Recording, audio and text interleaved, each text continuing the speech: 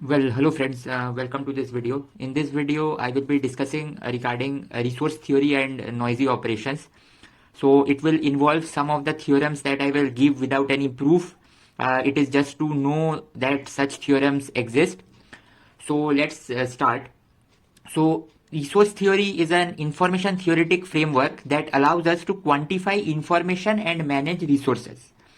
Now, what are resources? So resources, the term itself suggests that they are something that's useful, as well as they must be scarce. So, and they must be like protected, or they must be preserved to maintain their usefulness. So resource theory are certain theories that use quantum information, and they require that the framework has free operations and free states. These free operations are operations that can be implemented arbitrarily and without any cost. Similarly, the free states can be states of very high dimensions, not infinity, finite, but it can be arbitrary, and these are also can be implemented without any cost. So this cost that we are saying, it needs a well definition as what cost is. Like one of the cost is how much work is needed to implement certain unitary, or how much work is needed to make certain transitions. So this cost can have different meanings, but resource theories needs to have these two components given to them. So free operations and free states are assumed that they can be used in a very free basis, like they can be used one after another, and there can be several copies of free states and all those. And with this we will also have a resource also. So we will see how resource for different resource theory are different. There can be entanglement oriented resource theories, there can be thermodynamics oriented resource theories like this. So one example is that if we remember of quantum teleportation, we see that for Alice and Bob to teleport a qubit, we needed something as a classical communication channel. And so this classical communication channel is what is freely available to us. It is a type of free operation that we need. But we also needed a initial Bell state, that Alice and Bob must have access to for a proper teleportation of the qubit. For the very basic fact of without Bell state, a teleportation won't be possible if Alice and Bob doesn't share it. And so this Bell state is a resource that Alice and Bob needs to preserve. But this resource gets degraded when this quantum teleportation takes place.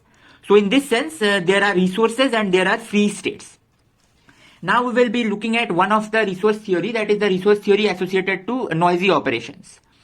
So for noisy operations, the free states are the maximally mixed states. They can be of any dimension as long as the dimension is finite.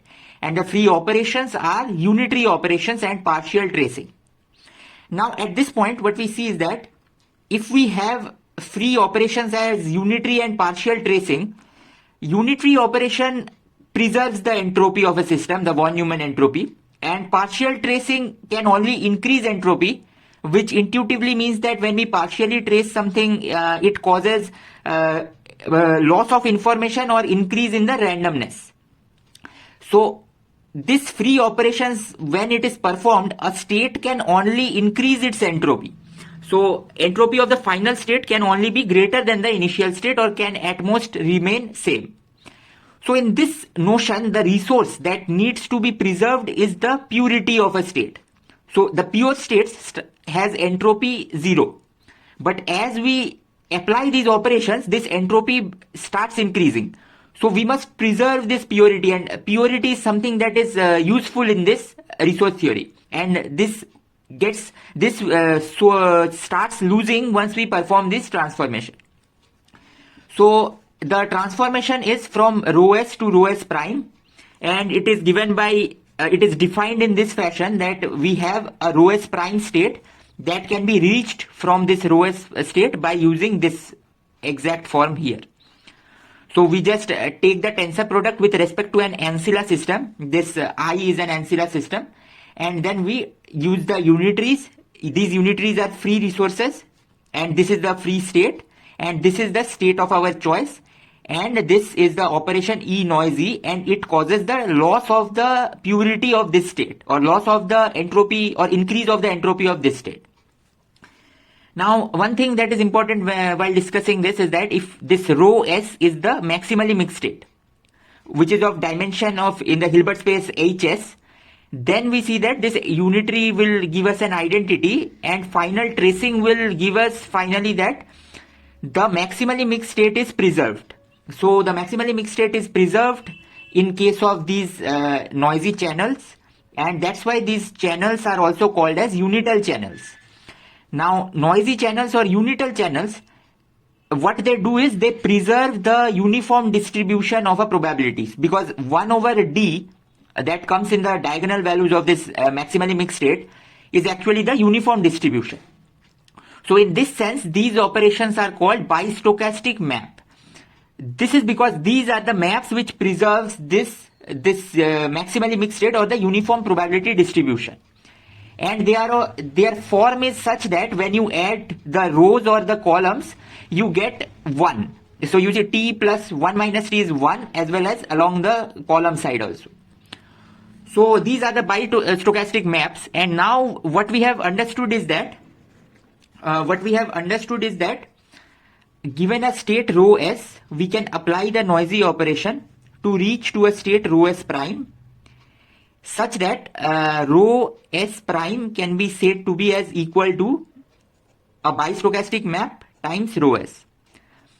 Now this bistochastic map acts on probability distribution, but that is not a problem because we can always diagonalize this rho s and rho s prime, and then the diagonal values of this are the probability distributions, and then we can allow this rho s, this lambda to act on them. So now, moving on, we will now discuss an important topic of majorization. So majorization is a process that provides a order. It gives an ordering in the space of the probability distributions. So let's look at what this ordering is. Given two vectors, these vectors are what constitute the probability distribution, p and p prime. We say that p majorizes p prime, that is denoted in this form. So p majorizes p prime.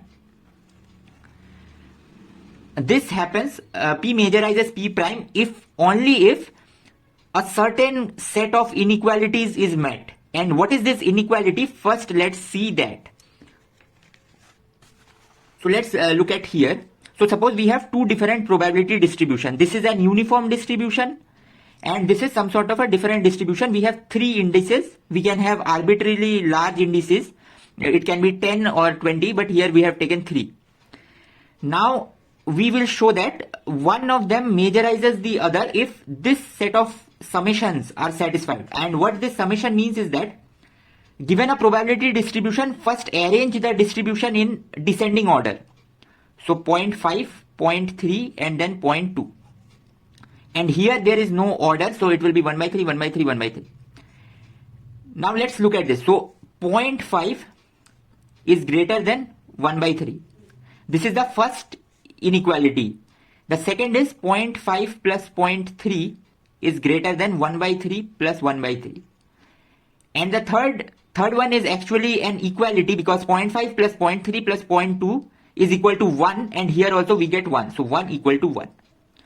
So these two inequalities, if they are met together, which is they are in this case they are getting met together, then we say that this probability distribution majorizes this one. So in this case we see that this probability distribution majorizes this one. This is actually the case, always the case whenever you have a uniform distribution like this.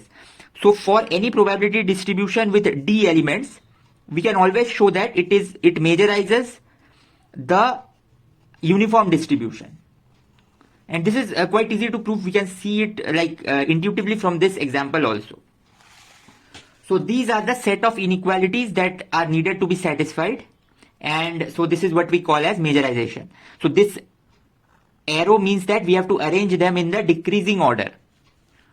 So once we have understood what majorization is, there is an important connection of majorization with this with the bistochastic map provided by Birkhoff-von Neumann theorem. So this theorem states that if one probability distribution majorizes the other, that means the one that majorizes it is a bistochastic action of the other. So this is what it means. This is an equivalent statement. So if this is true, then this is true, and if this is true, then that is true. So now, once we have seen this, once we have provided this Birkhoff-von Neumann theorem, what we can see is that given this resource of noisy operation, we can perform transformations, and these transformations are characterized by this noisy operation, which is a bistochastic map. But now we can use so from here to here, this implies sign is simply the noisy operation. But now we can say is that as this is a bistochastic map, we know that if this is a bistochastic map, then this will be true. So this gives us that this must be majorized. So here we have applied Birkhoff-Neumann theorem. And that means the noisy operations are completely characterized by something called as majorization. So majorization is an order parameter. It gives order to the probability distributions. And this classification is what it means that the noisy operations are related by the majorization rule. So now we see one more important thing is that we said that this noisy operation can only increase the entropy. And the intuition is that as this majorization sign is like that, but the entropy sign is like the opposite, the intuition is that majorization and the entropy must be related somehow. And in the next video, we will see that majorization and entropy are definitely related. But we must remember that majorization is ordering in a vector, in a probability distribution space, in a space of probability distributions. But this sign that we see here, this is just normal greater than equal to sign. But majorization is a different sign. So that's all for this video. I hope this video provided a brief overview of the resource theories. So that's all.